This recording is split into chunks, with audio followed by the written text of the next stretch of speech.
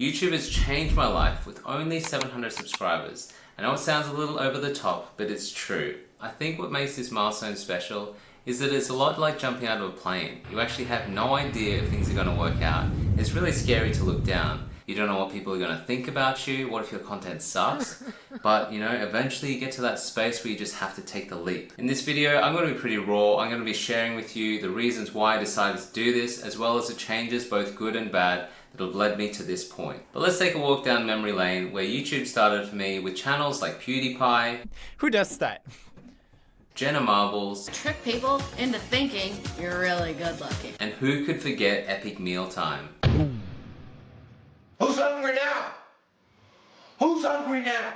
Ever since the early days of YouTube, I've wanted to create a channel, but I always found excuses. My first video never saw the light of day because I made it, but I was too embarrassed to hit that publish button. My second video, which I posted about 3 years ago, was a total failure. I posted it and I got almost the same likes as I did dislikes. It also hardly got any views. I've actually come full circle since back then. I was talking about being committed to getting 1,000 subscribers. When I saw the views, I just lost heart and I gave up, but little did I realize I would actually come back again. Over the years, I've run different types of businesses, but I've always thought of YouTube a bit more like a second business. My business would be the main focus, and then it was more like documenting my experience with YouTube. I created content for my digital agency, I created content for my dropshipping business, and also created content for how to make money online. But no matter what I did, I always found that I came back to YouTube. I know it's only 700 subscribers, but it's had a huge impact on my life already. It's given me the confidence to share with you guys and just be myself in front of the camera. And it's been really rewarding to see my videos get better and better the more videos that I post. Speaking of getting better, I've created a list of 20 proven video ideas that you can post on your channel right now that are going to help you explode. They are outliers, meaning that they come from channels that have low subscriber counts, low average views, but these particular videos have blown up. If you want access, just click the link below and let's keep going. Once I committed to YouTube, I also found it a lot easier to be consistent with my content, and now I just think about YouTube. I don't have to worry about anything else. What's even better when you stick with one thing is you see how much progress you've made over time. It's actually really satisfying to watch some of my old videos. I mean, I cringe a little bit, but now I can look at those videos and I can see all the things that I would do differently. I could almost picture myself talking to the old me, and I could give myself 100 ways that I can improve that video. It's like with each video that I create, I'm just peeling off the layers and I'm becoming more and more of me. So when I think about it, I'm really grateful that I committed to YouTube, and I can see so much benefit already, and I actually really want that for you guys too. Over the years, I've learned so much from creators like Alex Hormozi, Tom Bilyeu, Dan Koe, Cody Sanchez. Honestly, there's just too many to list, but there's so many great people on this platform. And that's why I think it's such a great opportunity and something that you can do basically for the rest of your life. While you got to deal a little bit with the anxiety of not knowing what to post, or the stress when you do post of why are my videos performing, in the actual creation when you're sitting in front of the camera, this part is actually quite enjoyable once you start to feel comfortable. And when I started out, I was creating short form content.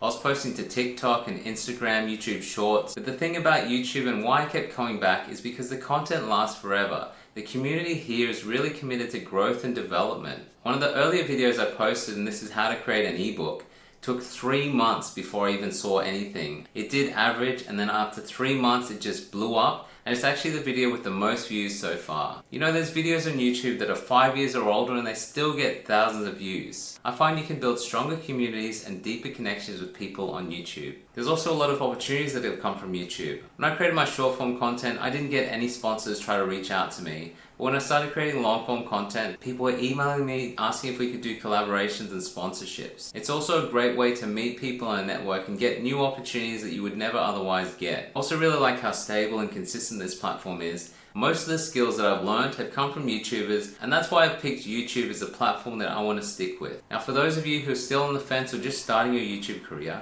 just remember that you don't need any fancy equipment when you're starting off. Everyone's got a phone, and on that phone you can record great video via microphone to get great audio too. All you have to do, similar to what I did, is just make sure that you're improving with every video. Honestly, with YouTube and content creation, it's just about time.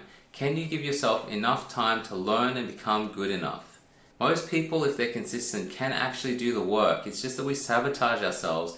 We get shiny object syndrome and we jump to something else before we start to get good. The real OGs, the ones who actually get good at this craft, just stick with it long enough and see it through the hard parts. It is going to suck when you're first starting out, but it's a bit like rolling a snowball. You start off with this little ball, and it's harder and harder to push as you push it up the hill. But once you get it big enough and you roll it down the hill, oh man, everything starts to fall into place. You understand how the algorithm works, you understand how to package your content, and it starts to feel effortless. That just comes with time and practice, but most people just sell themselves short by changing to something else before they get good. And like I said, 700 subscribers, while it's not a huge amount, it is something that makes me proud to have achieved it. And I'm sure you'll feel the same way once you reach that goal too. So a couple tips to make your journey easier are to find a community who are going in the same direction as you that you can share with. There's people on Facebook, Discord, or school. Instead of trying to fit square pegs in a round hole, find the people who are interested in YouTube and creating content, connect with them, and you'll find it's a lot easier to stay on task because everyone talks about the same thing. You're all interested in the same thing. The other thing is to take the pressure off. I have to remind myself of this all the time. But if you have lower expectations, you actually make it a lot easier for yourself to create content. You don't have to tell anyone about your YouTube journey. You can even change your channel later if you don't like the name. So all you have to do is just start and then pick up the pieces as you go. You know what's crazy about YouTube and all these social media platforms is that they're free. You can actually post as many times as you like. That means that every time you post a video, it's like coming up to bat, and if you strike out, well then you just post another video. You actually get endless chances so long as you just keep creating videos. And granted you give yourself enough time, you will start to hit home runs. I've created a spreadsheet of 20 video ideas that you can implement right now. These video ideas I've researched, they're outliers, which means that they've got low subscriber counts and high views. Make sure you download this list. You'll also get YouTube insights on how to grow your channel faster. And if you want to learn how to tell a great story, check out this video and I'll see you on the next one. Cheers.